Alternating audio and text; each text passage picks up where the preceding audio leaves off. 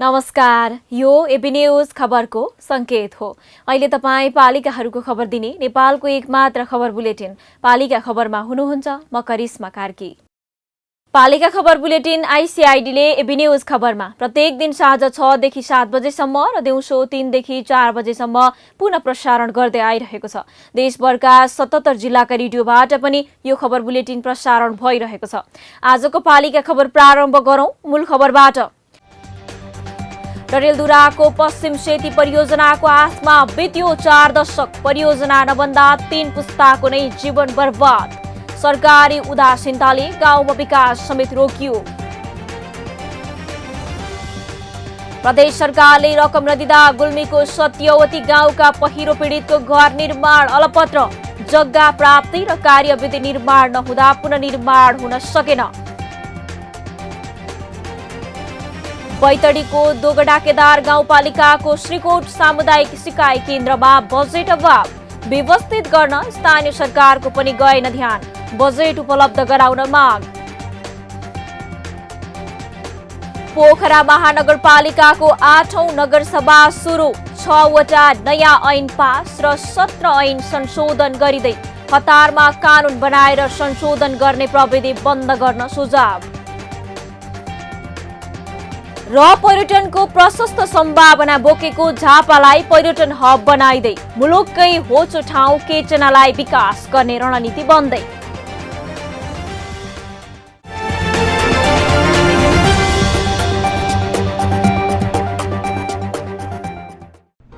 जन जनको आशा, भरोसा र विश्वास हो पालिका। जनताद्वारा जनताले जनताकै लागि शासन गर्ने संयन्त्र हो पालिका। उसो भए जनताले के पाइरहेका छन्? के थिए त अपेक्षा? नेतृत्व, नीति र व्यवहार सही छ? बजेट, कार्यक्रम र अभियान पर्याप्त छन्? गरेन, भएन, हुँदैन मात्र भन्ने कि अब यसो गरौँ र यसरी गरौँ पनि भन्ने? पहरेदारी र खबरदारीसँगै अब दिशानिर्देश गर्नु छ। हाम्रो स्थानीय सरकारलाई सचेत गराउने हाम्रै समाचारले हो। अब अट्ने छ सबैको खबर। यो हो पालिका खबर।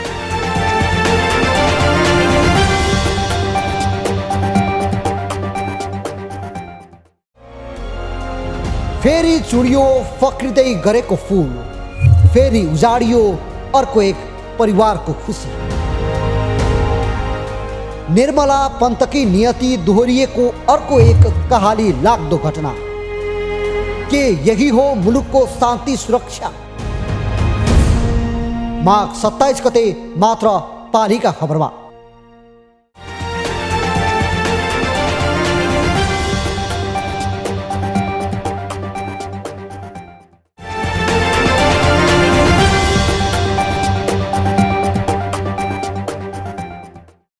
पालिका खबर अब विस्तारमा। 40 वर्षदेखि सुदूरपश्चिम प्रदेशले सुन्दै आएको परियोजना हो पश्चिमी सेती परियोजना। यही परियोजना बन्ने र धनी बन्ने सपना देख्दै आएका कति स्वर्गलोक गइसके भने कति वृद्ध भइसके, तर परियोजना बन्न सकेन। सन् 1989 देखि चर्चा पाएको पश्चिम सेती परियोजना आजका मितिसम्म अनिश्चित छ। निर्विकल्प निर्माण गर्न भनेर लागेको सरकार पनि अहिले यो विषयबाट सेलाइसकेको छ, तर नेपालीको उज्जवल भविष्यको कल्पना गरिएको परियोजना नै अघि बढ्न सकेको छैन। डडेलधुराबाट पालिका खबरदाता शेर भण्डारीको एक रिपोर्ट। यिनी वीरबहादुर चन्द बैतडीको सिगास गाउँपालिकाका पूर्व प्रधान पञ्च पनि हुन्। उमेरले 65 पुगिसके। उनले युवा अवस्थादेखि नै पश्चिम सेती जलविद्युत परियोजनाको चर्चा सुनेका थिए। तत्कालीन समयमा पश्चिम सेती परियोजना निर्माण गर्ने भनेर 3 ठूला विदेशी कम्पनी फ्रान्सको सोग्रेह, अस्ट्रेलियाको स्पेक र चिनिया कम्पनी 3 गर्जेससँग नेपाल सरकारले विभिन्न समयमा सम्झौता गर्यो।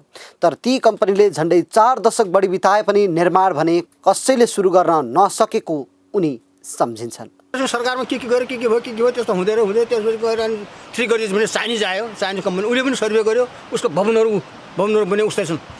3 गर्जेसको भवनहरू सेता भवनहरू डोटीमा 3 गर्जेसले बनाएको भवनहरू छन्, 3टा भवन ठुला लामो भवन, ती भवनहरू पनि त्यत्तिकै रहे। अहिले चाहिँ यस्तो भन्दा हामीलाई चाहिँ विकास निर्माणको काममा हामीलाई बाधा गरियो।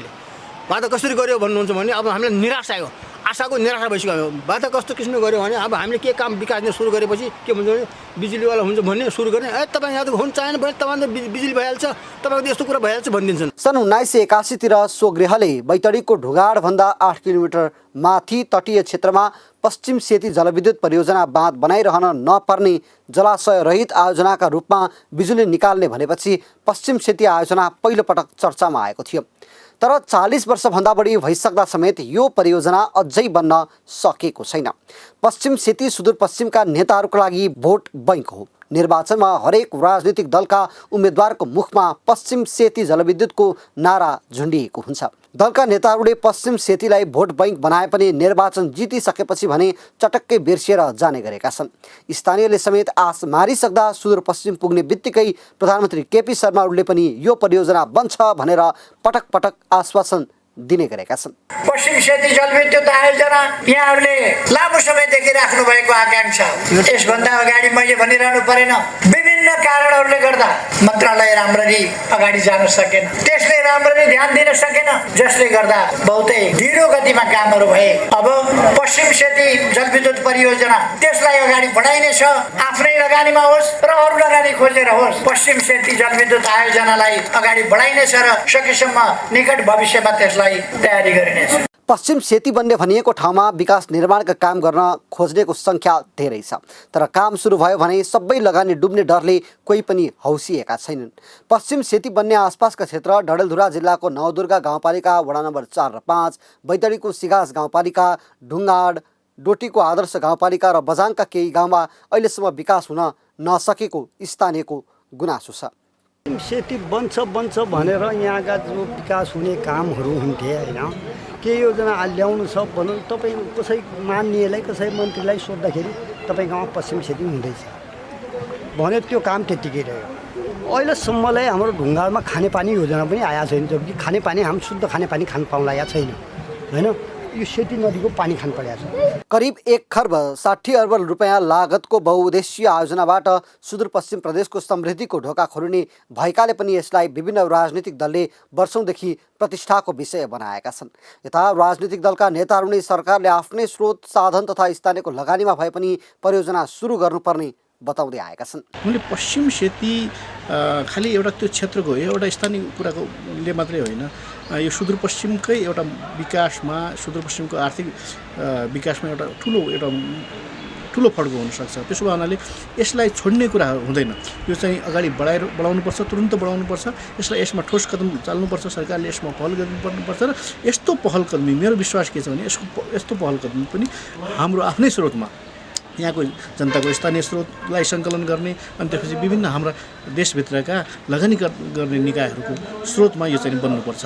गाउँमा विकास नहुँदा स्थानीयलाई निकै सकस हुन थालेको छ। पश्चिम सेती बने निर्माण भएका विकास निर्माणका काममा अवरोध हुने तथा गाउँपालिकाको लगानी समेत खेर जाने भन्दै गाउँमा विकास निर्माणले पनि गति लिन सकेको छैन। पश्चिम सेती गर्ने भन्ने कसैको इन्ट्रेस्टै छैन। इन्ट्रेस्ट भएपछि पछि चाहिँ यत्र चाहिँ मन्त्री चाहिँ छन्, सरकार प्रमाणचोटि प्रधानमन्त्री भए चाहिँ हामीले सुदूरपश्चिमका भनेपछि अहिलेसम्म हुँदैन। अब त्यो खालि त्यो बचाउने त्यो बनाइदिया हो कि कहीँ कि केही नभए बेला ल यो चाहिँ बचाइदियो भन्ने हो। यो वर्ष सबै सम्पन्न हुन्छ होला। अब अरू सडक पुगिसकेको छ होइन, अब खानेपानी छँदैछ, अब स्कुलहरू बनेकै छन् होइन, अब हामीले भवनहरू गरेकै छौँ। नेपालमा बन्ने धेरैवटा जलाशययुक्त आयोजना मध्ये पश्चिम सेती एउटा निकै राम्रो जलाशययुक्त आयोजना ठहरिएको छ।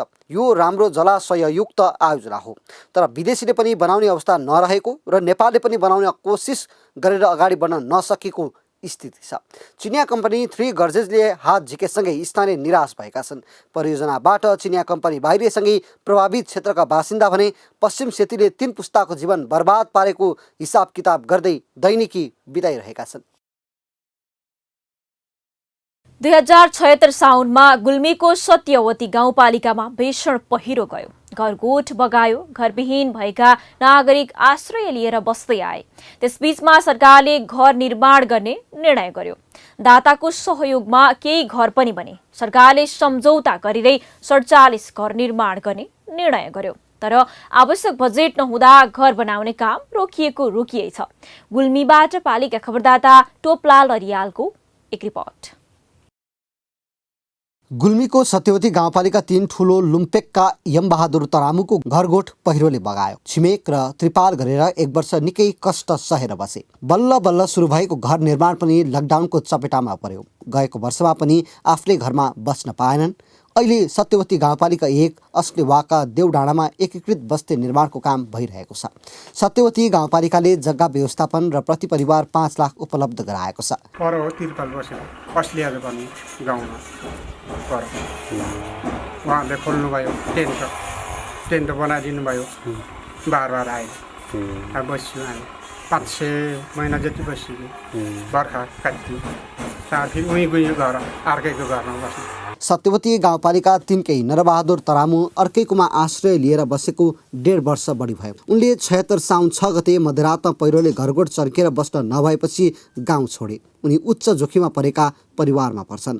त्यस्ता परिवारको लागि देउडाँडामा घर निर्माणको काम सुरु भएको छ। त्यसैले उनी पनि नजिकै एक व्यक्तिको घरमा आश्रय लिएर बसे। 1 वर्ष घर बनाउने कुनै सुरसार भएन। भर्खर सम्झौता गरेर काम अगाडि बढाएको मात्रै के थिए, रकम नपाएको भन्दै निर्माण व्यवसायीले काम नै रोके। आफ्नै घरमा ओत्लाग्ने सपना बोकेका तरामु जस्ता विस्थापित परिवारलाई कति पीडा भयो होला। मान्छे नै अलपत्र भयो। घर अलपत्र, मान्छे अलपत्र भइगयो। 2-3 साल भइगयो चालु नभएको।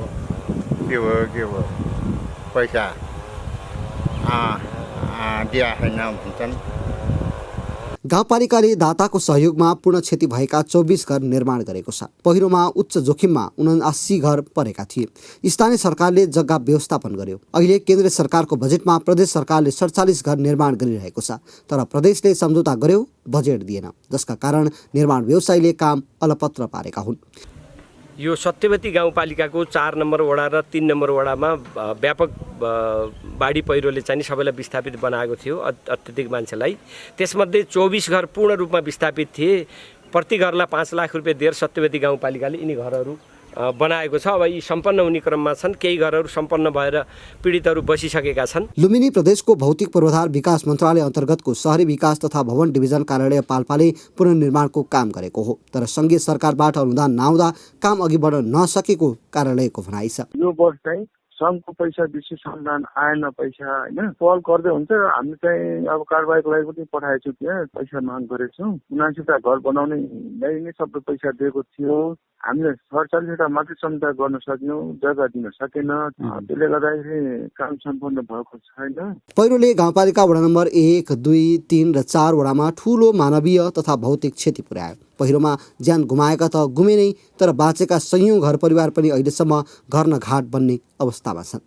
प्रदेश सरकार र सङ्घीय सरकारले विपन्न पहिरो पीडितसँग सौदाबाजी गरिरहेको छ। जग्गा प्राप्ति र कार्यविधि निर्माणका कारण विलम्ब भएको पुनर्निर्माणको काम फेरि रकम अभाव देखाएर अलपत्र पारिनु निकै दुःखद विषय बनेको छ। बैतडीको दोगडा केदार गाउँपालिका वडा नम्बर 3 श्रीकोटमा रहेको श्रीकोट सामुदायिक सिकाइ केन्द्र समुदायको चाहना अनुरूप स्थापित संस्था हो।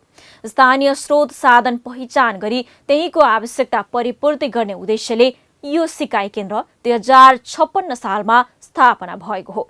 नेपालकै पहिलो सामुदायिक सिकाइ केन्द्रको रूपमा परिचय पाएको भए पनि सशस्त्र जनयुद्धले बन्द हुन पुग्यो। जसोतसो 2068 यता सञ्चालन हुँदै आएको यो केन्द्रमा अहिले बजेट अभाव छ। बैतडीबाट पालिका खबरदाता सिपी लोइयाको एक रिपोर्ट। सन् 1998 युनेस्को प्रतिनिधि यासियाकी कितामुराले आफै खटिएर श्रीकोट सामुदायिक सिकाइ केन्द्रलाई पाइलट योजनाको रूपमा स्थापना गर्न सघाउ पुर्याएका थिए, जुन युनेस्को पहिलो शैक्षिक कार्यक्रम अन्तर्गत थियो। 2056 सालमा स्थापना भए पश्चात बैतडीका समुदायका आवश्यकतालाई मध्यनजर गरी निरन्तर कार्यक्रम सञ्चालन गरिए। तर 2059 देखि 2066 सालसम्म यस सिकाइ केन्द्रले आफ्ना गतिविधिलाई खासै उल्लेखनीय बनाउन सकेन। कारण थियो देशको राजनीतिक अस्थिरता। तत्कालीन राजनीतिक द्वन्द्वको स्थितिमा कार्यालयका सामग्री समेत सुरक्षित रहन सकेनन्। 2067 सालमा भने संस्थाका अध्यक्ष नरबहादुर कुँवरले स्थापना कालको उद्देश्य अनुरूप यसलाई पुनर्जीवित गर्नुपर्छ भन्ने अवधारणा समुदायसँग राखे। अन्ततः संस्थालाई पुनः सक्रिय बनाइयो। तर विगतमा आउने पर्याप्त बजेट भने कटौती हुन पुग्यो। अहिले सिकाइ केन्द्रले वर्षेनी 1 लाख रकम सङ्घीय सरकारबाट पाउँदै आएको छ भने 1 लाख रकम गाउँपालिकाबाट पाउँदै आएको छ। 2056 देखि 59 सम्म 59 देखि 68 सम्म राजनीतिक अस्थिरताको कारणले यससँग भएका सम्पूर्ण फर्निचर, कुर्सी, टेबल आदि इत्यादि सबै चाहिँ गुमाउनु पर्यो र 2068 मा फेरि यहाँको लोकल फोकल पर्सनहरूले यसलाई चाहिँ पुनर्स्थापना गर्नुपर्छ। यो चाहिँ नेपालकै पहिलो जननी सिएलसीको रूपमा रहेको संस्था, यसरी चाहिँ यो सम्पत्तिहरू जगेर्ना गर्नुपर्छ भनेर 2068 मा फेरि अनौपचारिक शिक्षा काठमाडौँबाट पुनः स्वीकृति लिए यो सञ्चालनमा रहेको छ। तर पछिल्लो समय भने केन्द्रमा खासै लगानी भएको पाइँदैन। तर पनि सिकाइ केन्द्रलाई जसो तसो गाउँपालिकाले चलाइरहेको छ। त्यहाँ पूर्व विद्यार्थी तहका बालबालिका अध्ययनका लागि आउँछन् भने कम्प्युटर शिक्षा र पुस्तकालयको व्यवस्था गरिएको छ। यसको विषयमा हाम्रो सामुदायिक सिकाइ केन्द्र भन्ने बित्तिकै सिकाइको शिक्षा दिने, जनचेतना दिने, यसले मतलब सिपमूलक ज्ञानमूलक कार्यक्रमहरू सञ्चालन गर्ने हो। यस्तो बजेट छैन।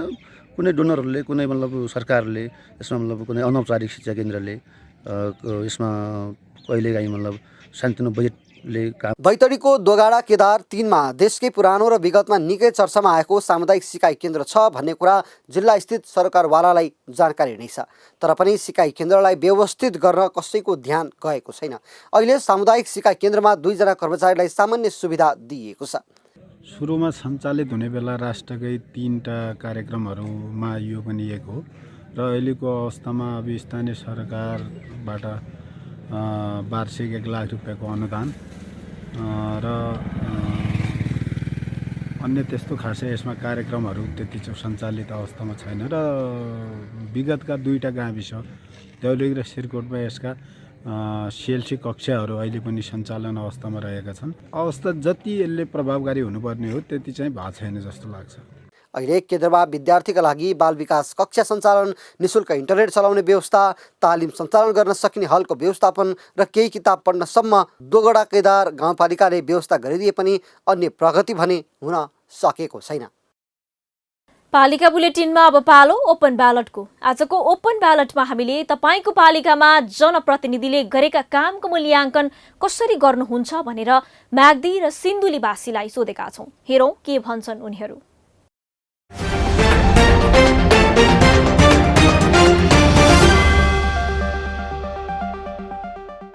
सरकारले नयाँ योजनाहरू थप्ने, पुराना योजनाहरूलाई चाहिँ नि सम्पन्न नगर्ने हुन्छ। बजेट योजना त पर्यो तर बजेट चाहिँ उनीहरूले अब वर्षमा चाहिँ अब 5% 10% मात्र बजेट हाल्ने गर्छन्। त्यो बजेटले चाहिँ नि अब 10 वर्ष 12 वर्षसम्ममा पनि सम्पन्न हुन सक्दैन। त्यो नहुँदा पुराना बनेका संरचनाहरू सबै पुराना सकिएको छन् र फेरि पनि अब मर्मत गर्नुपर्ने अवस्था। प्रसारण लाइनले बाटो खनिदिएपछि हामीलाई पहिले यहाँबाट एउटा 1 पिस चामल बोकेर माथि लैजानलाई 150 रुपियाँ हामीले तिर्नुपर्ने थियो भने अहिले 25 रुपियाँ दिए पुग्ने भएको छ र सहज छ। हामी चाहिँ अब गाडी भेटाउनलाई माथिबाट पैदल हो गाडी छुट्यो भने दगुरेर आउनु पर्थ्यो भने अहिले हामीले यहाँबाट साना चार पाङ्ग्रे गाडीहरू माथि नै हामीले रिजर्भ बोलाएर हामी आवत जावत गर्न सक्छौँ।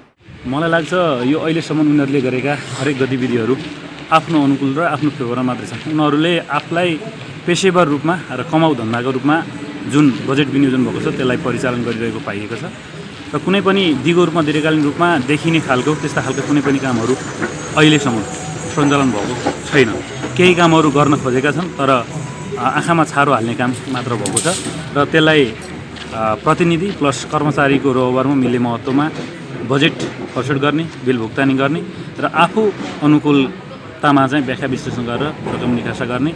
अब अहिले भन्दा पनि हाल यो स्थानीय तहको जुन जनप्रतिनिधिहरूले केही जनप्रतिनिधिहरूले गरेका कामहरूप्रति म अलिकति असन्तुष्ट छु होइन। अलिकति एउटा समझदारी ढङ्गले एउटा चाहिँ नै अब भनौँ पारदर्शी ढङ्गले अलि नभएको हो कि भन्ने मलाई कता कता लाग्दछ। कुराहरू भइरहेका छन्। तिनबाट गाउँपालिकाका जनप्रतिनिधिहरूले चाहिँ जनताका भावनालाई छोडेर उनीहरू आफू अनुकूल आफूले चाहेका कामहरू मात्रै गर्छन्।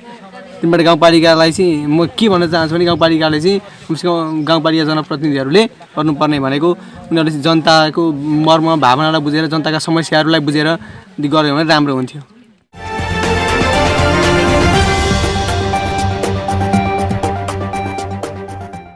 पालिका खबरको सिलसिला अझै जारी छ, त्यसअघि विश्राम अघि मूल खबर। डडेलधुराको पश्चिम सेती परियोजनाको आसमा बित्यो 4 दशक, परियोजना नबन्दा 3 पुस्ताको नै जीवन बर्बाद। सरकारी उदासीनताले गाउँमा विकास समेत रोकियो। प्रदेश सरकारले रकम नदिँदा गुल्मीको सत्यवती गाउँका पहिरो पीडितको घर निर्माण अलपत्र, जग्गा प्राप्ति र कार्यविधि निर्माण नहुँदा पुनर्निर्माण हुन सकेन। बैतडीको दोगडा केदार गाउँपालिकाको श्रीकोट सामुदायिक सिकाइ केन्द्रमा बजेट अभाव, व्यवस्थित गर्न स्थानीय सरकारको पनि गएन ध्यान, बजेट उपलब्ध गराउन माग। पोखरा महानगरपालिकाको 8औं नगरसभा सुरु, 6वटा नयाँ ऐन पास र 17 ऐन संशोधन गरिँदै, कतारमा कानून बनाएर संशोधन गर्ने प्रविधि बन्द गर्न सुझाव। र पर्यटनको प्रशस्त सम्भावना बोकेको झापालाई पर्यटन हब बनाइदै, मुलुककै होचो ठाउँ केचनालाई विकास गर्ने रणनीति बन्दै।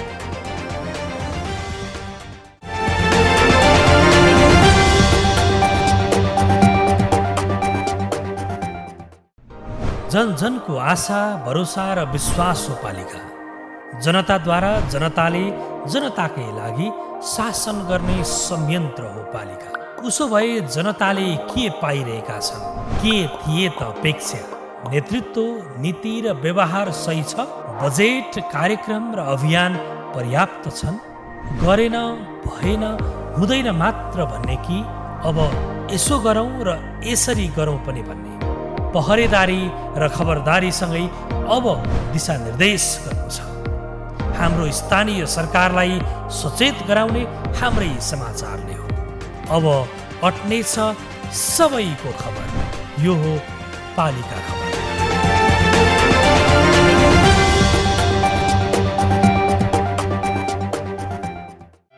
क्षणभरमै खरानी बनेको एउटा सपना के फेरि बिउतिएला? कृषकका आँसु सरकारको खोजीमा छ त सरकार, पाए त जनताले। पीडाका बेला कसको आश गर्ने, कसले लगाउने मलम? कहाँ छ सरकार? जवाफ मात्र होइन, समाधान पनि खोज्दैछन् जनता।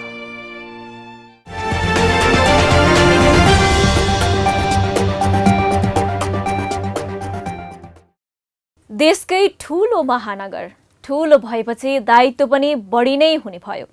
त्यसमाथि पोखरा पर्यटनको राजधानी, सिधै अन्तर्राष्ट्रिय बजारसँग कनेक्सन भएको पोखरा चलाउने सरकारको दायित्व त झन् कहाँ हो कहाँ। स्मार्ट काम गर्नुपर्छ, नीति नियम सोही अनुसार बनाउनुपर्छ, विकासका पूर्वाधार त्यसरी नै व्यवस्थापन गर्दै लैजानुपर्छ। यो सबै चुनौती पोखरा महानगरपालिकालाई छ। हालसम्म महानगरले 90वटा ऐन, कानून र नियमावली पास गरिसकेको छ। तर बिना अध्ययन र सुझाव निर्माण गरिने ऐन र पछि हुने संशोधनले भने महानगरलाई गिज्याइरहेको छ। कास्कीबाट पालिका खबरदाता प्रकाश ढकालको एक रिपोर्ट। कास्कीको पोखरा महानगरपालिकाले 8औं नगरसभामा 6वटा नयाँ ऐन पास गर्ने तयारी गरेको छ भने 17वटा ऐन र कार्यविधिको संशोधन प्रस्तुत गरेको छ। कृषि पूर्वाधार विकास निगम, वातावरण तथा प्राकृतिक स्रोत संरक्षण, पर्यटन, विपद जोखिम न्यूनीकरण तथा व्यवस्थापन र गैर सरकारी संस्था सम्बन्धी विधेयक सभामा टेबल गरिएको छ।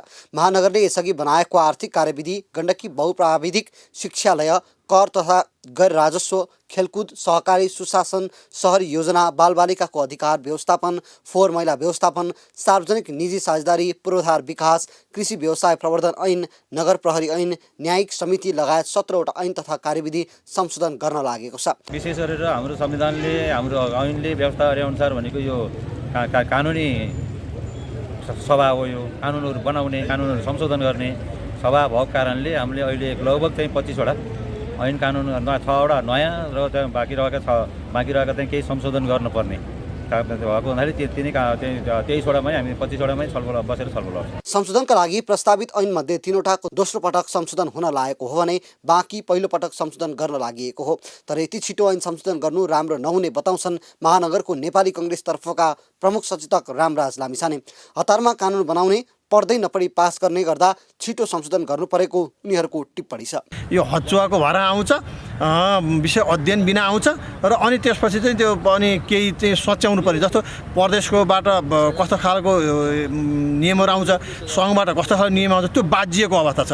तिनीहरूको नियमसँग जुन बाजिन्छ त्यो बाजिएको नियमहरू अहिले संशोधन भएर आएको हो। त्यसो भएर जुन हतारमा यो आएको भएर नै यो धेरै संशोधन भएका छन्। यही नगरसभाबाट महानगरले 25 करोड भन्दा बढी बजेट रकमान्तरण गर्न लागेको छ। रातो किताबमा परेका योजना कार्यान्वयनमा समस्या देखेपछि अर्को योजनामा रकमान्तरण गर्न लागि हो।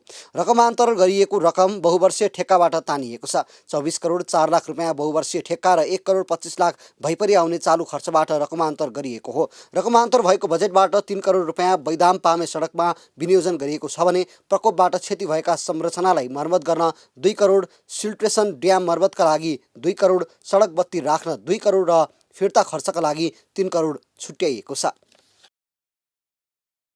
पर्यटकीय दृष्टिकोणले पूर्वी जिल्ला झापाको छुट्टै विशेषता छ। नेपालको सबैभन्दा होचो स्थान केचनादेखि धार्मिक, पौराणिक एवं ऐतिहासिक पर्यटकीय स्थलको अनुपम सङ्गमले नेपालको पर्यटन क्षेत्रमा झापाले छुट्टै पहिचान बनाउन सफल भएको छ।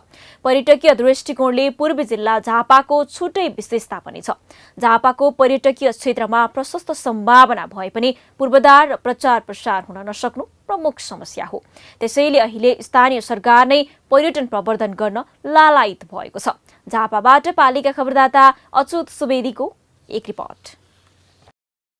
8 नगरपालिका र 7वटा गाउँपालिका रहेको झापामा दोमुखा, अर्जुनधारा धाम, किच्चकबद्ध, जामुनखाडी, सिमसार क्षेत्र, केचना, बाँसबारी सिमसार क्षेत्र, सुखानी पार्क, 87 धाम प्रमुख पर्यटकीय क्षेत्र हुन्। 1600 वर्ग किलोमिटर क्षेत्रफल रहेको झापाको पूर्वमा मेची नदीले भारतको पश्चिम बङ्गालसम्म सिमाना छुट्याएको छ। जिल्लाको दक्षिणमा भारतको बिहार छ। उत्तरमा इलाम र पश्चिममा मोरङ जिल्ला छ। स्थानीय तह प्राकृतिक पर्यटकीय स्थलको प्रवर्धनभन्दा कृत्रिम पर्यटकीय स्थल बनाउन व्यस्त देखिन्छन्। झापाको प्राकृतिक पर्यटकीय क्षेत्रको विकासमा सरकारी पक्षबाट खासै चासो नराखेको भए पनि झापाका केही पर्यटकीय क्षेत्र आन्तरिक तथा बाह्य पर्यटकको रोजाइको केन्द्र बन्न थालेका छन्। यस्तो यो क्षेत्रतिर चाहिँ धेरै त्यस्तो पर्यटकीय स्थल छैन। त्यही कारणले गर्दा चाहिँ अनि अब छेउमा इन्डियाको बोर्डर पनि छ। वर्षक चाहिँ इन्डियनहरू पनि आएर यो ठाउँ चाहिँ तपाईँको चाहिँ अलिकति जस्तै अब हामीले अब नर्मली भन्नुपर्दा इन्डियाको बोर्डरदेखि उतापट्टि चाहिँ तपाईँको चाहिँ अब बिहारको साइड पर्छ होइन। त्यो साइडमा चाहिँ के भन्छ त्यो अल्कोहल ब्यान्ड छ क्या। त्यही कारणले गर्दा यसो विदेशी टुरिस्ट यी साइडबाट पनि आउन सक्ने खालको एउटा राम्रो पर्यटकीय स्थल बनायो भने चाहिँ निकै राम्रो हुन्छ होला जस्तो लाग्छ मलाई। पञ्चवर्षीय योजना अन्तर्गत कुल 18 करोडको योजना सहित केन्द्र र स्थानीय सरकारको सहकार्यमा झापाको किचनालाई बल्ल विश्व जगतसम्म चिनाउन पर्यटकीय क्षेत्रको रूपमा विकास गर्न आवश्यक पर्ने पूर्वाधार निर्माणको लागि गाउँपालिकाले धमाधम काम सुरु गरेको छ। कचनकबल गाउँपालिकाले पर्यटन मत्स्य विकासको योजना समेत ल्याएको छ। यो सँगै गाउँपालिकाभित्र रहेको करिब 25 बिघाको झिललाई पनि पर्यटकीय क्षेत्रको रूपमा विकास गर्ने योजना गाउँपालिकाको छ। कचनकबल वरिपरि हामीले तत्काल त्यहाँको 3 बिघा जति पोखरी तयार हुन्छ र एउटा त्यहाँ चिल्ड्रेन पार्क तयार हुन्छ र कचनकबलको जुन स्तम्भ छ त्यो स्तम्भमा हामीले एउटा माछाको आकृति पनि बनाइसकेका छौँ र त्यहाँ बोटिङहरूको पनि हामीले त्यहाँ व्यवस्थापन गर्ने र एउटा झुलुङ्गे पुल मोडलको पनि हामीले त्यहाँ राखेका छौँ।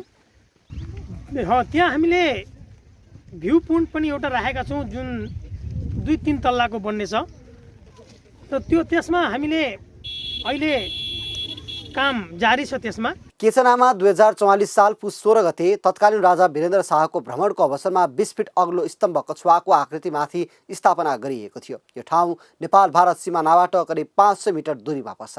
नेपालकी अल्पसंख्यक आदिवासी गनगाई जातिको समेत बसोबास रहेको केचना क्षेत्रमा 2वटा ऐतिहासिक पोखरी छन्। महाभारत कालमा विराट राजाले राज्य विस्तार गर्दा उनका सेनापतिले निर्माण गरेको विश्वास गरिने यी पोखरीहरूका कारणले पनि यस क्षेत्रको महत्त्व अझ बढेको छ।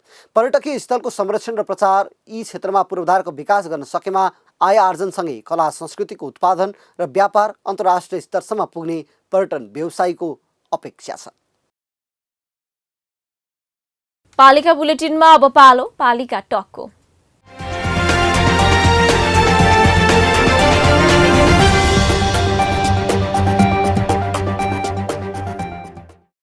आजको पालिका टकमा हामीसँग हुनुहुन्छ धनुषाको जनकपुर धाम उपमहानगरपालिकाकी उपमेयर रीता कुमारी। उहाँसँग पालिकाको कानुन निर्माणको अवस्था, नगरको प्रशासनिक तथा पूर्वाधारमा देखिएका समस्या लगायतका विषयमा कुराकानी गर्दैछौँ। उपमेयरज्यू नमस्कार अनि स्वागत छ यहाँलाई पालिका टकमा। नमस्कार, धन्यवाद। हजुर, उपमेयरज्यू तपाईँ त न्यायिक समितिको संयोजक, न्यायिक समितिमा बसेर अहिलेसम्म कस्ता मुद्दा हेर्नुभयो, कति विवाद समाधान गर्नुभयो उपमेयरज्यू? लगभग मैले 200-250 जति विवाद निरूपण। हजुर, उपमेयरज्यू नगरको बोर्ड बैठक नबसेको 7 महिना बढी भइसक्यो, बैठक नै बस्न नसक्ने गरी त्यस्तो के विवाद छ पालिकाभित्र चाहिँ उपमेयरज्यू? होइन, त्यो गलत न्युज हो। 7 महिना होइन, दसैँमा मैले 2टा बैठक बसाएको। मेयर साहब काठमाडौँ जानुभएको थियो। हजुर, अनि दसैँ भन्दा पहिले नै मैले 2टा बैठक बसाइसकेको छु। अनि तपाईहरुको यो मेयर र वडा अध्यक्ष बीचको द्वन्द्व सर्वोच्चसम्म पुग्यो, जनप्रतिनिधि बीच नै बारम्बार विवाद किन हुन्छ उपमेयरज्यू? त्यो के भनौँ भन्दाखेरि त्यो कुरा चाहिँ बुझाउन नसकेको कारणले। हजुर, यसको कुरा भन्नाले कस्तो कुरा यहाँले अलिकति नबुझाउन सकेको कारणले यस्तो विवाद भइरहेछ? कस्तो कुराहरुमा चाहिँ उपमेयरज्यू? जसरी हामीले कार्यपालिकाबाट चाहिँ विपद व्यवस्थापनबाट कुनै चिजहरूले पास गर्छ मेयर साहबले, अनि त्यो वडा अध्यक्षज्यूहरूले चाहिँ हामीलाई थाहा नभइकन कसरी गर्नुभयो भनेर यस्तो यस्तो विवाद आउँछ।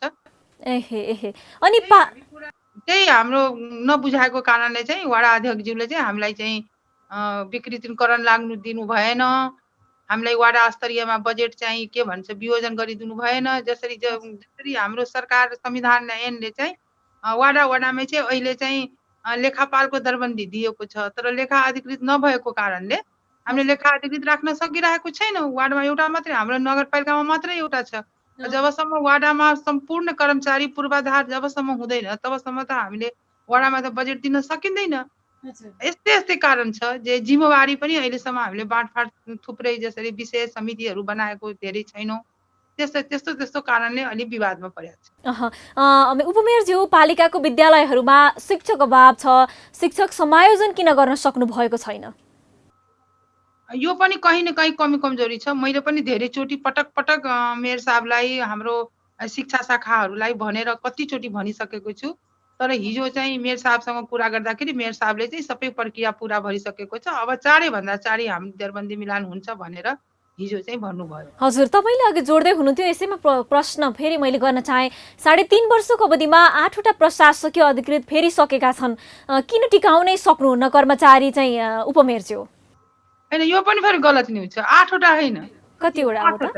त्यही भनेको गलत न्युज रहेछ। 5वटा छ अहिलेसम्म, 5वटा अधिकृत हाम्रो जानुभयो सरुवामा। के भएर चाहिँ यस्तो भइरहेको उपमेयरज्यू? अब यहाँ चाहिँ अख्तियारको मुद्दा पनि अलि बढी पर्दो रहेछ है। यहाँको जनता जागृति भइसकेको छ, काम गरे वा नगरे पनि मुद्दा चाहिँ पर्दो रहेछ। थुप्रै यहाँ दिनहुँ मुद्दा पर्छ। अनि अहिलेको कर्मचारीहरू चाहिँ आउँदाखेरि उहाँहरूले हामीलाई अब हामीहरू कसरी बचौँ, यहाँ अख्तियारले धेरै पर्छ, अब सबै कुरा हाकिमले पनि हेर्न सकिँदैन, कहीँ न कहीँ गल्ती हुन्छ कि भनेर डरले उहाँहरूले, मैले सोद्धाखेरि उहाँहरूले यही भन्नुभयो, त्यसै कारण हामी सरुवा भएर गइरहेछौँ भन्दै हुनुहुन्थ्यो। हजुर,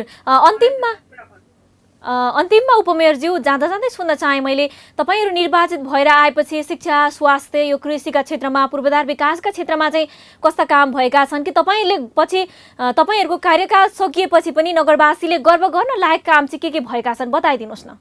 थुप्रै काम गरेको छौँ हामीले त। लगभग आफ्नो 12वटा वडा कार्यालय आफ्नो बजेटबाट बनाएको छौँ पूर्वाधार।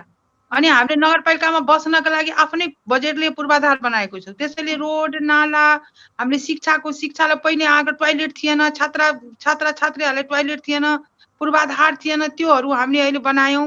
अब चाहिँ हामीले शिक्षा समितिको अहिले कार्यविधि पनि पास गरेको छौँ। अब हामी कार्यपालिकाबाट कार्यविधि पास गर्ने कानुन बनाइसकेको छौँ। दरबन्दी मिलान गर्ने शिक्षा स्वास्थ्यले हामीले पहिले स्वास्थ्यमा जाँदाखेरि त्यहाँ गाउँ वार्डमा जाँदाखेरि चाहिँ त्यहाँ कुनै अवस्था थिएन गर्भवती महिलाको जाँच गर्नलाई। अहिले हरेक सम्पूर्ण व्यवस्था, औषधिको व्यवस्था सबैजना कुदान उपार्न प्रकारले अहिले गरिरहेको छ। हजुर, हस् त, धेरै धेरै धन्यवाद उपमेयरज्यू यो महत्त्वपूर्ण समयको लागि। हजुर धेरै धेरै धन्यवाद।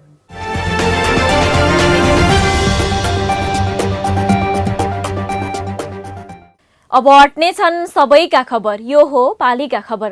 पालिका खबरको सिलसिला अझै जारी छ, त्यसअघि विश्राम अघि मूल खबर।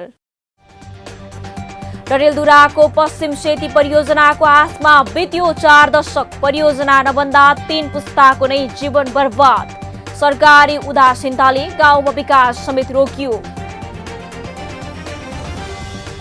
प्रदेश सरकारले रकम नदिँदा गुल्मीको सत्यवती गाउँका पहिरो पीडितको घर निर्माण अलपत्र, जग्गा प्राप्ति र कार्यविधि निर्माण नहुँदा पुनर्निर्माण हुन सकेन। बैतडीको दोगडा केदार गाउँपालिकाको श्रीकोट सामुदायिक सिकाइ केन्द्रमा बजेट अभाव, व्यवस्थित गर्न स्थानीय सरकारको पनि गएन ध्यान, बजेट उपलब्ध गराउन माग। पोखरा महानगरपालिकाको 8औं नगरसभा सुरु, 6वटा नयाँ ऐन पास र 17 ऐन संशोधन गरिँदै, कतारमा कानुन बनाएर संशोधन गर्ने प्रविधि बन्द गर्न सुझाव। र पर्यटनको प्रशस्त सम्भावना बोकेको झापालाई पर्यटन हब बनाइँदै, मुलुककै होचो ठाउँ केचनालाई विकास गर्ने रणनीति बन्दै।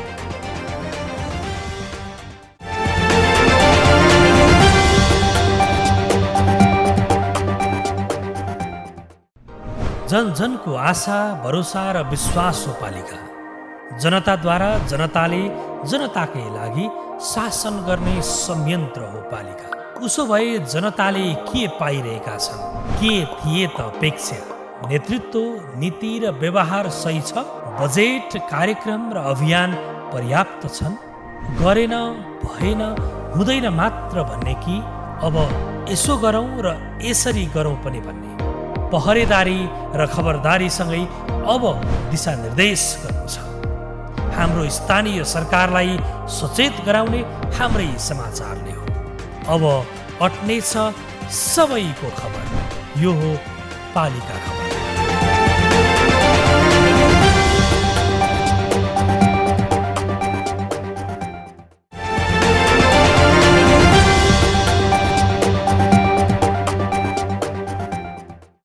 स्थानीय सरकारको आवश्यकता भनेको नागरिकले भोग्दै आएका समस्यालाई सहजीकरण गरिदिने हो। साना समस्यामा पनि हात बढाएर सहयोगी भूमिका निर्वाह गर्नु नै स्थानीय सरकारको उद्देश्य हो। अहिले यस्तै सहजीकरण गरेर बाँकेका स्थानीय तहले नागरिकमा स्थानीय सरकार हुनुको अनुभूति दिलाएका छन्। च्याउ खेतीको उत्पादन गर्ने तालिम लिएर पनि पुँजी नभएर चुपचाप बसेका राप्ती सोनारी गाउँपालिकाका दलित समुदायलाई स्थानीय सरकारले अनुदान दिएसँगै उनीहरू च्याउ खेतीमा होमिएका छन्।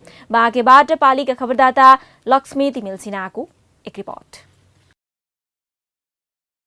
च्याउ खेती उत्पादनका लागि तालिम लिएका बाँकीको राप्ती सोनारी गाउँपालिका वडा नम्बर 2 का दलित समुदायका किसानहरू लगानी रकम अभावकै कारण सिप सिकेर पनि केही समय पहिलेसम्म बेरोजगार बसिरहेका थिए। लगानी गर्नका लागि उनीहरूसँग न रकम थियो न त एक टुक्रा जमिन नै। तर गाउँपालिकाले किसानलाई 60,000 अनुदान दिएपछि अहिले दलित समुदायका किसान सामूहिक फर्म दर्ता गरेर व्यावसायिक रूपमा च्याउ खेती गरिरहेका छन्। अहिले उनीहरूले जमिन भाडामा लिएर व्यवसाय गरिरहेका छन्। पालिकाको सहयोगले उनीहरूलाई थप केही गर्ने आँट पलाएको छ। पनि यस्तो गरेर गराउँदा कनीबाट अनुदान आएपछि जोस र जहाँ लाग्दैछ हामीले गरेपछि हुँदो रहेछ। नेपालमै प्रगति गर्नुलाई ठिक हो। म त अझै पनि के भन्न चाहन्छु भने बाहिर विदेशतिर अन्त पनि विनियोग गरी खानुपर्छ र नेपालैमा विनियोग गरी खानुपर्छ र विनियोग नै नेपालमा गरेर नगरेर ठाउँ त कहीँ हुँदैन, गरेर खानुपर्छ र गर्नुपर्छ भन्ने जग्गालाई आएको। अरू राम्रो कुनै कार्यक्रम भएपछि हामी अझै उही कार्यक्रम लिने विचार छ। च्याउ अपर्कस धेरै लगाउँला भन्ने हाम्रो एउटा सोच गरेका छौँ र माग आफ्नो हुने रहेछ। चाहिँ अब यसरी नै दिदीबहिनी सबै मिलेर दाजुभाइहरू मिलेर हामीले च्याउ खेती गरिराखेका छौँ अनि धेरै उत्साहित पनि छौँ। पहिला पनि हुन त हामीले तालिम पनि गरेको अनि च्याउ खेतीको अनि गर्दा गर्दै फेरि त्यसपछि बिचमा हामीले छुटिसकेपछि फेरि अहिले चाहिँ फेरि सबैजना मिलेर हामीले यसरी गरेका छौँ। गाउँपालिकामा सङ्घ प्रदेश र स्थानीय तह गरी 2 करोड बजेट कृषि कार्यक्रमका लागि उपलब्ध छ। गाउँपालिकाले यो बजेट कोरोना प्रभावित किसान र बाहिरबाट फर्केर आफ्नै ठाउँमा इलम गर्न चाहने युवालाई प्राथमिकतामा पारेर कृषि औजार, उन्नत बिउ बिजन, सिँचाइका उपकरण तथा अनुदान अन्य कुराहरूमा खर्चिने जनाएको छ। गाउँपालिकाको प्रदेशको सङ्घबाट लगभग 2 करोडको हाराहारीमा हाम्रो बजेट छ कृषि कार्यक्रमको लागि र हामीले प्राथमिकता दिने क्रममा सबैभन्दा पहिलो त कोभिड-19 मा प्रभावित भएका कृषकहरूलाई र युवाहरूलाई बाहिरबाट फर्केको कृषकहरूलाई सबैभन्दा बाहिर पलायन नहोस् र उनीहरूलाई चाहिँ अब अनुदान दिएर हुन्छ कि अनि 50% 75% अनुदान दिएर हुन्छ कि हैन उनीहरूले कसरी अब भनौँ न त्यस्ता खालका कार्यक्रमहरू बनाएका छौँ र त्यही सम्बन्धमा हामीले पकेट एरिया र अर्को कुरामा हामीले लगानी गरेर पहिलाको तुलनामा यो च्याउ खेतीको लागि चाहिँ छोटो समयमा धेरै उत्पादन गर्न सक्ने थोरै एरियामा र जग्गा जमिन नभएका कृषकहरूको लागि पनि र महिला वर्गको लागि किनभने घरै बसी अब उत्पादन हुने आय आर्जनभित्र पर्ने यो च्याउ खेतीको लागि चाहिँ हामीले प्राथमिकता दिएछौँ। राप्ती सोनारी गाउँपालिकाले कृषि क्षेत्रलाई प्राथमिकतामा राखेर उत्पादनसँग किसानलाई जोड्ने खालका योजना निर्माण गरी कृषिमा लगानी गरेको छ। पालिकाले किसानलाई प्रोत्साहन गर्नका लागि कृषि औजार, उन्नत बिउ बिजन, सिँचाइका उपकरण तथा अनुदान रकम सहयोग पनि गर्दै आएको छ। गाउँपालिकाले किसानको उत्पादनलाई व्यवसायसँग जोड्ने माटो अनुसारको बाली उत्पादनका लागि चक्लाबन्दी गरेर कृषि कार्यक्रमका लागि समेत लगानी गरेको छ। सर्वप्रथम त यो कृषिको कुरा गरिरहँदा यो उत्पादनसँग हामीले चाहिँ प्राथमिकता दिएका छौँ। कसो छ भने अन्य कुनै बिजनेस व्यापारमा कस्तो हुन्छ भने नाफामुखी चाहिँ हुन्छ भने अब यो कृषिमा कस्तो छ भने अब एउटा गाउँपालिकाले कृषकहरूलाई चाहिँ प्रोत्साहन गर्ने कार्यक्रम जस्तै अब तपाईको समूह मार्फत पनि हुन सक्छ अथवा व्यक्तिको संस्था पनि हुन सक्छ।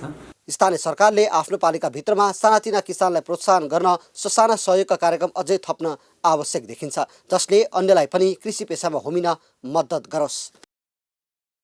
पालिका खबर बुलेटिनमा अब पालो पालिकामा आजको। आज दिनभर कुन पालिकामा के भयो, सहकर्मी सन्तोष पोखरेलको साथमा पालिकामा आज।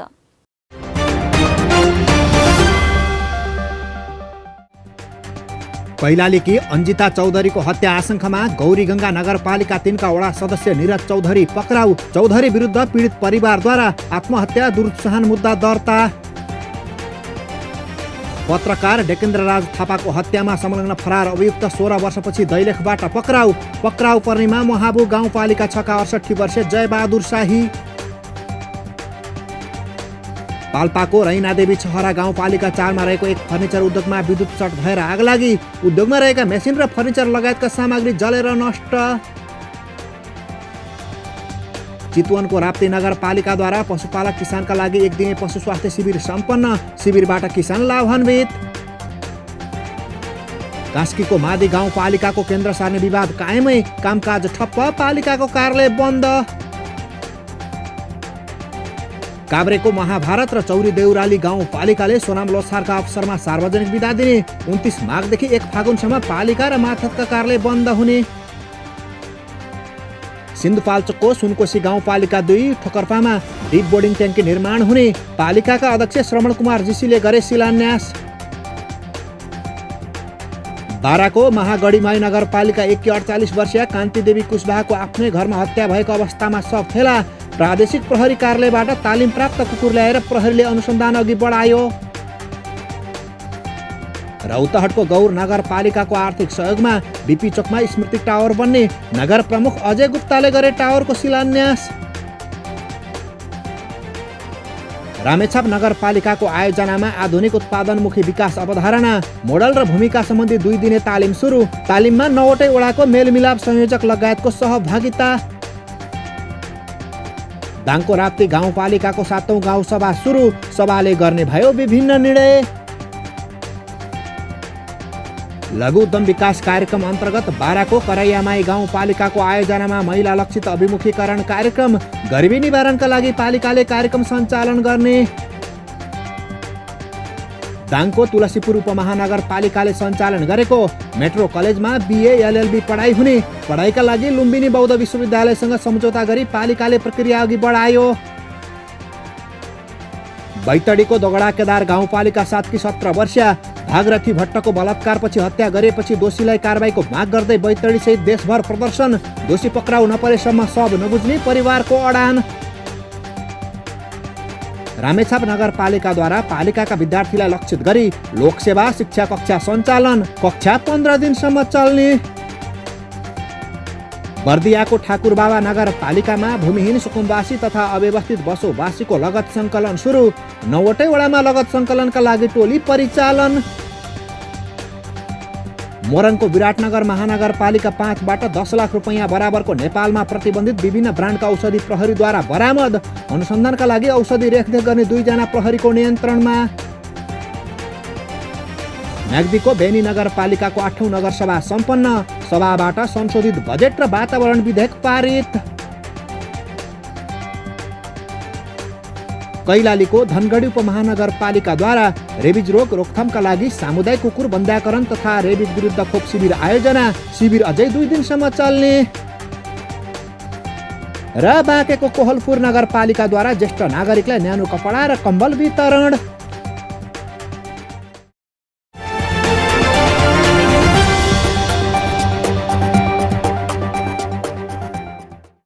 पूर्वी मकवानपुरको बकैया गाउँपालिका नेपालकै दोस्रो बाल मैत्री स्थानीय शासन अवलम्बन गर्ने गाउँपालिका बन्ने भएको छ। यसअघि मकवानपुरकै मनहरी गाउँपालिका बाल मैत्री स्थानीय शासन अवलम्बन गर्ने पहिलो गाउँपालिका बनेको थियो। माघ 29 गते बकैया गाउँपालिकालाई नेपालकै दोस्रो बाल मैत्री स्थानीय शासन अवलम्बन गर्ने गाउँपालिका घोषणा गर्ने तयारी मकवानपुरको पूर्वी क्षेत्रमा रहेको बकैया गाउँपालिकाले बाल मैत्री स्थानीय शासन अवलम्बन गर्ने गाउँपालिका घोषणाको तयारी पूरा गरेको छ। मकवानपुरबाट पालिका खबरदाता नवीन तिमल सिन्हाको एक रिपोर्ट। जिल्ला समन्वय समिति GSS मकवानपुरले जिल्लाको बकैया गाउँपालिकालाई बाल मैत्री स्थानीय शासनयुक्त स्थानीय तह घोषणा गर्न अनुमति प्रदान गर्ने निर्णय गरेको छ। जिल्ला समन्वय समितिको मंगलबार बसेको 72औं बोर्ड बैठकले गाउँपालिकालाई बाल मैत्री स्थानीय शासनयुक्त स्थानीय तह घोषणा गर्न अनुमति प्रदान गर्ने निर्णय गरेको हो। गाउँपालिकाले बाल मैत्री घोषणाका लागि 39वटा बाल मैत्रीका सूचकमाथि तोकिएको प्रतिफल हासिल गरेको दाबी गरेको छ। 2077 कार्तिक 2 र 3 गते अन्तिम सूचक मापन गर्दा सूचक प्राप्तिको अवस्था यस प्रकार छ। 19वटा सूचकहरू 100% हासिल छ, 20वटा सूचकहरू 98% सम्म हासिल भएको छ। र हाम्रो विभिन्न अनुगमनले पनि त्यो बताएको छ र जिल्ला समन्वय समिति मकवानपुरले अनुगमन गरेर हामीलाई बाल मैत्री गाउँपालिका घोषणा गर्नको निम्ति अनुमति प्रदान भोलि गर्दैछ र उहाँहरूको निर्णय भइसकेको पनि मैले जानकारी गराएँ। गाउँपालिकाले बालमैत्री स्थानीय शासनबाट बालबालिकाको लागि स्थानीय विकास योजना, बालबालिकाको लागि स्थानीय लगानी योजना, बालमैत्री स्थानीय शासन सम्बन्धी नीतिहरू तर्जुमा एवं परिमार्जन र बालबालिका सम्बन्धी स्थितिपत्र तयारी तथा प्रकाशन गर्ने प्रतिफल मिलेको विश्वास गरेको छ। 39वटा सूचक मध्ये मापदण्ड अनुसार 17वटा सूचक 100% र 22वटा सूचक न्यूनतम 80%ले हासिल गरेको गाउँपालिकाले जनाएको छ। अब सबै बालबालिकाहरू स्कुलभन्दा बाहिर रहने छैनन्, बाल श्रम चाहिँ मुक्त हुनेछ, बाल विवाहहरू न्यूनीकरण हुँदै जानेछ, स्वास्थ्यमा सबैको पहुँच हुनेछ, सुत्केरीहरू घरमा हुने छैनन्, सबै चाहिँ बर्थिङ सेन्टरमा सुत्केरीहरू हुनेछन्। यावत कुराहरू चाहिँ अब चाहिँ बालमैत्री घोषणा हुनुभन्दा अगाडिदेखि हामीले सुरु गरिरहेका छौँ र बालमैत्री घोषणा भइसकेपछि यी सबै कुराहरू हुनेछन्। यता घोषणा गर्नुअघि एकपटक गाउँघर पुगेर सूक्ष्म अनुगमन गर्दै बाल शोषण भए नभएको बुझ्न आवश्यक रहेको स्थानीयले सुझाव दिएका छन्। घोषणा गर्नुभन्दा अगाडि चाहिँ गाउँपालिकाले टोल प्रत्येक गाउँ वडामा गएर बाल शोषण भइरहेको छ कि छैन, बाल विवाह भइरहेको छ कि छैन, त्यसको चाहिँ नि एकदम त्यसको चाहिँ रिपोर्टहरू तयार गर्नु पर्यो, त्यो ठाउँसम्म जानु पर्यो। बाल मैत्री स्थानीय शासन न्यूनतम सूचकहरू बाल बचाउ, बाल संरक्षण, बाल विकास र बाल सहभागितालाई पूर्ण रूपमा कार्यान्वयनमा ल्याइएको गाउँपालिकाले जनाएको छ। तर स्थानीयले भने जस्तै हतारमा निर्णय गरेर पछि पछुताउनु भन्दा एकपटक यसको अनुगमन गर्न पनि आवश्यक देखिन्छ। पालिका खबर बुलेटिनको अन्ततिर छौं। मूल खबर पुनः एकपटक। डडेलधुराको पश्चिम सेती परियोजनाको आशमा बित्यो 4 दशक। परियोजना नबन्दा 3 पुस्ताको नै जीवन बर्बाद। सरकारी उदासीनताले गाउँमा विकास समेत रोकियो। प्रदेश सरकारले रकम नदिँदा गुल्मीको सत्यवती गाउँका पहिरो पीडितको घर निर्माण अलपत्र। जग्गा प्राप्ति र कार्यविधि निर्माण नहुँदा पुनर्निर्माण हुन सकेन। बैतडीको दोगडा केदार गाउँपालिकाको श्रीकोट सामुदायिक सिकाइ केन्द्रमा बजेट अभाव। व्यवस्थित गर्न स्थानीय सरकारको पनि गएन ध्यान। बजेट उपलब्ध गराउन माग। पोखरा महानगरपालिकाको 8औं नगरसभा सुरु। 6वटा नयाँ ऐन पास र 17 ऐन संशोधन गरिँदै। कतारमा कानून बनाएर संशोधन गर्ने प्रविधि बन्द गर्न सुझाव। र पर्यटनको प्रशस्त सम्भावना बोकेको झापालाई पर्यटन हब बनाइदै मुलुककै होचो ठाउँ केचनालाई विकास गर्ने रणनीति बन्दै। हस्त आजको पालिका खबर बुलेटिन यति नै। पालिका बुलेटिन फेसबुक, युट्युब, इन्स्टाग्राम र हाम्रो अनलाइन संस्करण www.palikakhbar.com बाट हेर्न, पढ्न र सुन्न सक्नुहुनेछ। साथै यो बुलेटिन देशका 77 जिल्लाका रेडियोबाट पनि हरेक दिन सुन्न सक्नुहुनेछ। पालिकाहरूको गतिविधि समेटिने नेपालको एकमात्र खबर बुलेटिन पालिका खबर लिएर भोलि पुनः आउने नै छौं। एबी न्यूज खबर हेर्दै रहनुहोला। नमस्ते।